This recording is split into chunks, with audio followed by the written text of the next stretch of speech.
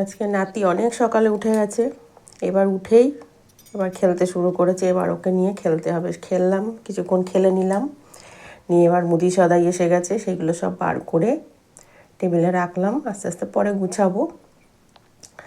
গুছিয়ে রেখে এইবারে চললাম গ্যারেজে কাঁঠালটা ছিল, সেদিন কাঁঠালটা পেরেছিলাম, কাঁঠালটা পেকে গেছে। তা সেটাকে নিয়ে এলাম, নিয়ে এসে রাখি। আমি এরপরে এটাকে ভাঙতে হবে, বড় একটা কাজ। তারপরে এটাকে ভাঙতে বসবো। তাই এবার দেখলাম পেকে গেছে, ভালোই পেকে গেছে। মানে এটা বুঝতে পারিনি যে এতটা পেকে গেছে, মানে এতটা নরম হয়ে গেছে। কালকেই আমি দেখছিলাম, কালকেই দেখলাম অনেকটা নরম হয়েছে। তা আজকে ভাঙবো না, থাক কালকেই ভাঙবো বলে রেখে দিয়েছি। কিন্তু কালকে ভাঙলেই মনে হয় ভালো হতো। আজকে দেখি একটু নরম হয়ে গেছে। নাহলে আমার এই গাছের কাঁঠালটা হচ্ছে খাজা কাঁঠাল। খাজা কাঁঠাল তো, আর খুব মিষ্টি হয়, প্রচণ্ড মিষ্টি, আর বড় বড় কোয়া হয়।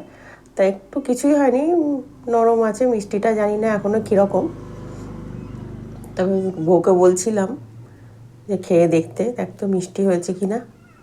ও বললো তুমি ভাঙো তারপর খাবো। আমি যে তুই খাবি কি, তার আগে আমিই নিয়ে বসবো খেতে। তার ভীষণ ভালো লাগে। আমার প্রিয় আম আর কাঁঠাল।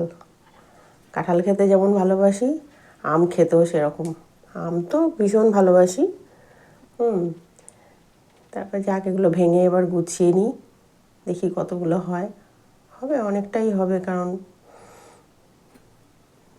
ভাঙছি মোটামুটি। দেখলাম যে 45টার মতো মনে কোয়া হবে, 45টা 46টা কোয়া হবে।